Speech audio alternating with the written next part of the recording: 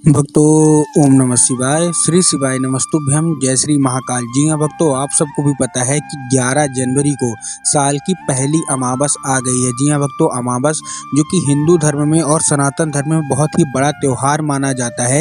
इस दिन जो कोई भी व्यक्ति अपना मन चाहे इच्छा मांगता है, बाबा भोलेनाथ सारी की सारी इच्छा पूरी करते हैं।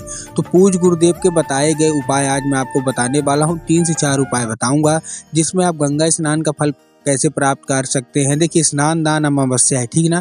तो स्नान दान में स्नान का भी बहुत ज़्यादा महत्व आ जाता है। उसके बाद मैं आपको धन प्राप्ति का उपाय बताऊंगा, कर्जा मुक्ति का भी उपाय बताऊंगा जो कि पूज्य गुरुदेव ने अपनी कथाओं में बताए हैं।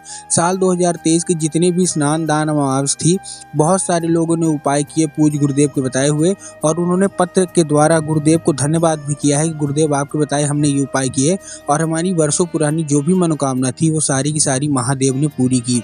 कैसे करना है, क्या करना है, पूरा उपाय बताऊंगा। ध्यान से करिएगा, ध्यान से समझिएगा।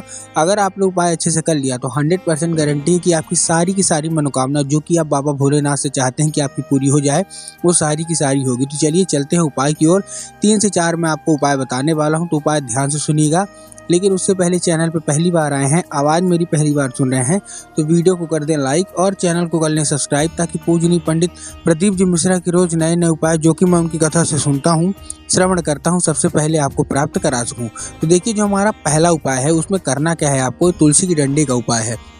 आपको भी पता है कि स्नान दान अमावस के दिन बहुत सारे लोग गंगा स्नान करते हैं। जैसे क्या होगा कि उनका जो पाप होता है, अनजाने में पाप होता है कि सारा का सारा मिट जाए। लेकिन बहुत सारे लोग ऐसे भी हैं जो गंगा स्नान नहीं कर पाते हैं। तो घर में ही गंगा स्नान कैसे करें, मैं आपको वो चीज़ बताने वाला हूँ। आपको लेना है तुलसी की डंडी। देखिए, ध्यान से सुनिएगा उपाय। आपको तुलसी की पत्ती नहीं लेना। बहुत सारे लोग यही करते हैं कि वो तुलसी की पत्ती ले लेते हैं। तो आपको तुलसी की पत्ती नहीं लेना, आपको तुलसी की डंडी लेना है। ठीक है, आपने तुलसी की डंडी ले ली। तुलसी की डंडी लेने के बाद आपको क्या करना है, आपको जहाँ से भी आप नहाते हैं, जैसे आप बाल्टी से नहाते हैं, टब से नहाते हैं, या फिर और कोई ऐसा सामग्री है और कोई ऐसी वस्तु है जिसके द्वारा आप नहाते हैं, तो आपको क्या करना है, तुलसी की डंडी लेना है और तुलसी की डंडी उस पानी में, उस जल में घुमा देना है। घुमाने के बाद एक चीज़ का ध्यान रखना है आपको। सबसे पहले तो जो डंडी है उसमें पानी पे आपको डालना नहीं है, केवल और केवल घुमाना है। और घुमाने के बाद उसको फेंकना नहीं है। रखना कहाँ है, जहाँ भी आपका पूजा स्थान होगा, जहाँ भी आप पूजा पाठ करते हैं, वहीं आपको वो रख देना है। ठीक, सबसे पहले क्या करेंगे, आप उसको घुमाएंगे। घुमाने के बाद जहाँ भी आपका पूजा वाला स्थान होगा वहाँ रख देना है, क्योंकि तुलसी का पूजा होता है। उसके बाद आपको उस जल से आपको स्नान कर लेना है। पूज्य गुरुदेव कहते हैं कि जो कोई भी व्यक्ति ये तुलसी का ये जो जल है इससे स्नान करता है, तो अनजाने में हुए पाप सारे के सारे महादेव मिटा देते हैं और मन चाह वरदान भी दे देते हैं। तो ये था पहला उपाय। दूसरा उपाय आपको क्या करना है, स्नान दान अमावस के दिन आपको क्या करना है, आपको पहुंच जाना है जलाशय में। जलाशय में कैसे, देखिए, आपको अपने पितरों को खुश करना है। ठीक ना। पूज्य गुरुदेव कहते हैं कि जिस घर के पितृ उनसे खुशी रहते हैं, उनका घर हमेशा सुखमय जीवन गुजारता है। आपको लेना है एक दिया जो कि मिट्टी का होगा, उसमें आपको घी लगाना है और क्या करना है, गोल बाती। क्या क्या, मिट्टी के दीपक लेना है, गोल बाती और घी, और ये लेके पहुंच जाना है कोई भी जलाशय। शाम के वक्त आपको जाना है, मतलब 6 से 7 के बीच आपको कोई भी जलाशय में पहुंच जाइए। जलाशय का मतलब कोई भी नदी, कुआं, कुंड, तालाब, कहीं भी आप पहुंच जाइए, ऐसा है कि बहता जल।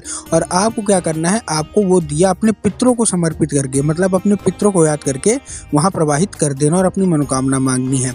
अब हम बात करते हैं धन प्राप्ति की। बहुत सारे लोगों के ये कमेंट आते हैं और पूज्य गुरुदेव की कथा में भी पूछते हैं कि हमको धन की बहुत समस्या, धन प्राप्ति कैसे हो। तो देखिए, धन प्राप्ति का मैं बहुत ही बड़ा उपाय आपको बताने वाला हूँ। ये आपको चाहिए 1 लोटा जल, 3 बूंद गंगा जल और 7 बेलपत्र। कितना कितना, 7 बेलपत्र चाहिए, 1 लोटा जल चाहिए और 3 बूंद गंगा जल। अब देखिए, जो आप 1 लोटा जल ले रहे हैं उसमें आपको ध्यान रखना कि 1 लोटा जल जो है वो घर से होना चाहिए। पूज्य गुरुदेव कहते हैं कि अपने व्यक्ति अगर अपने घर का जल लेता है तो उसको ज़्यादा महत्व मिलता है। बहुत सारे लोग गलती क्या करते हैं, जाके मंदिर परिसर से जल ले लेते हैं। तो आपको मंदिर से जल नहीं लेना, अपने घर से जल लेना है। आपने क्या किया, अपने घर से जल ले लिया, तांबे के लोटे में लेना है। इस चीज़ का भी आपको ध्यान रखना है। बहुत सारे लोग स्टील के भी लोटे में ले लेते हैं, तो आपको स्टील के लोटे में नहीं ले लेना, तांबे के लोटे में आपको जल लेना है। अब आपने तांबे के लोटे में जल ले लिया, अब आपको क्या करना है, जैसे ही आप तांबे के लोटे में जल लेंगे, उसको आपको अपने घर से लेके पहुंच जाना है शिव मंदिर। शिव मंदिर पहुंचने के बाद आपको क्या करना है, 7 बेलपत्र। अब देखिए, बेलपत्र में आपको खासकर ध्यान देने की ज़रूरत है। बहुत सारे लोग गलती क्या करते हैं कि एक पत्ती को को ही बेलपत्र मान लेते हैं। तो आपको एक पत्ती को बेलपत्र नहीं मानना, आपको 3 पत्ती मिला के जो बेलपत्र एक बनती है आपको उसी को मानना है। तो आपको क्या करना है, बेलपत्र आपने ले लिया, कितनी ले ली, 7 बेलपत्र ले ली।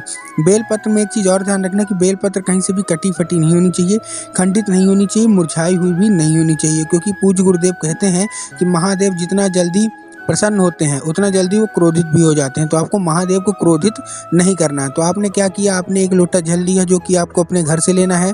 उसके बाद आपने क्या किया, आप पहुँच गए शिव मंदिर, उसमें आपने 3 बूंद गंगा जल का मिला लिया और 3 बूंद गंगा जल मिलाने के बाद आपको क्या करना है, 7 बेलपत्र उसी में डाल लेना है। डालने के बाद आपको क्या करना है, सबसे पहले आपको नंदी पे अर्पित करना है। देखिए जो लोग आधा अधूरा उपवास सुनते हैं ना, वो गलती क्या करते हैं कि वो जो जल है वो जाके शिवलिंग पे अर्पित कर देते हैं। यही आपको बचना है, इसीलिए मैं आपको लिए बड़ी वीडियो बनाता हूँ ताकि आपको पूरा का पूरा उपाय समझ में आए। आपको नंदी का, देखिए नंदी के 2 पैर होते हैं, एक उठा हुआ एक बैठा हुआ। तो नंदी का जो खड़ा हुआ, जो उठा हुआ पैर है, तो नंदी के उठे हुए पैर में एक नाम लेके, कौन सा, नंदीश्वर महादेव, ठीक है ना। नंदी जी को भगवान भोलेनाथ ने दिया है, तो आपको नंदीश्वर महादेव का नाम लेके उनके उठे हुए पैर में आपको जो जल है आपको अर्पित कर देना और अपनी मनोकामना मांगनी है। मनोकामना मांगने के बाद एक चीज़ का आपको ध्यान रखना है कि जो बेलपत्र है वो बेलपत्र अर्पित नहीं होनी चाहिए नंदी के पैर में, ठीक है ना। बेलपत्र आपको निकालना है और बेलपत्र निकालने के बाद आपको क्या करना है, वो जाके शिवलिंग पे अर्पित कर देना है। पूज्य गुरुदेव कहते हैं जो कोई भी नंदीश्वर महादेव का ये उपाय कर लेता है, सारी की सारी मनोकामना बाबा भोलेनाथ अतिशीघ्र पूरी कर ही कर देते हैं, ठीक। तो ये उपाय आपको अवश्य रूप से कर लेना है। लास्ट उपाय जो है वो कर्जा मुक्ति का उपाय। बहुत सारे लोगों को कमेंट आते हैं कि हमको कर्जा मुक्ति का कोई ऐसा उपाय बताएं कि हमारा कर्जा मुक्ति हो जाए। तो आज का ये उपाय मैं आपके लिए बता रहा हूँ। मात्र 2 से 2.5 महीने के अंदर बड़ा से बड़ा कर्जा आपका दूर होगा। करना क्या है, आपको ध्यान समझिएगा। आपको चाहिए कच्चा दूध, ठीक। अब आपने कच्चा दूध ले लिया।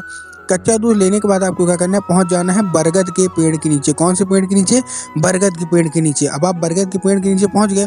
जैसे ही आप बरगद के पेड़ के नीचे पहुंचेंगे, आपको क्या करनी है, 3 बार बरगद की पेड़ की परिक्रमा करनी है। देखिए जो आप दूध ले रहे हैं, दूध में आपको ध्यान रखना है कि दूध गाय का होना चाहिए और कच्चा होना चाहिए, मतलब पका हुआ दूध आपको नहीं लेना। बहुत सारे लोग यही गलती करते हैं, जो आधा अधूरा उपाय सुनते हैं वो कच्चा दूध नहीं ले पाते हैं, वो पका दूध लेके चला जाते हैं।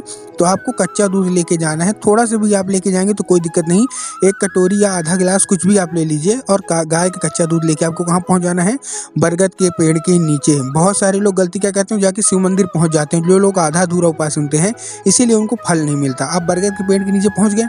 जैसे ही बरगद के पेड़ के नीचे पहुंचेंगे, सबसे पहले आपको करनी है 3 बार परिक्रमा। अब सबसे अच्छी बात इस उपाय की है कि ये उपाय आप सुबह से लेकर शाम तक कभी भी कर सकते हैं। आपको 3 बार परिक्रमा करनी है। परिक्रमा करते करते आपके मन में जो कोई भी इच्छा होगी महादेव से बोलते रहना है। महादेव हमारे ऊपर इतना ज़्यादा कर्जा हो गया, क्या कुछ जो भी आपके है, जितना भी कर्ज है आपको बोल देना है। उसके बाद आपको क्या करना है, महादेव का बहुत ही सुंदर सा नाम है बटकेश्वर महादेव, जो कि बट के वृक्ष में उनका वास होता है। तो आपको बटकेश्वर महादेव का नाम लेके आपको क्या करना है, जो जल है वो बट के पेड़, मतलब बरगद के पेड़ में आपको अर्पित कर देना और अपनी मनोकामना मांग के चुपचाप अपने घर आ जाना है। पूज्य गुरुदेव कहते हैं जो कोई व्यक्ति ये बटकेश्वर महादेव का उपाय ये कच्चा दूध से कर लेता है, सारा का सारा कर्जा महादेव 2 से 2.5 महीने के अंदर चुकता करवा देते हैं। तो उम्मीद करता हूँ आज का उपाय आपको अच्छा लगा होगा। उपाय अच्छा लगा हो तो कमेंट बॉक्स में हर हर महादेव अवश्य रूप से लिख दें।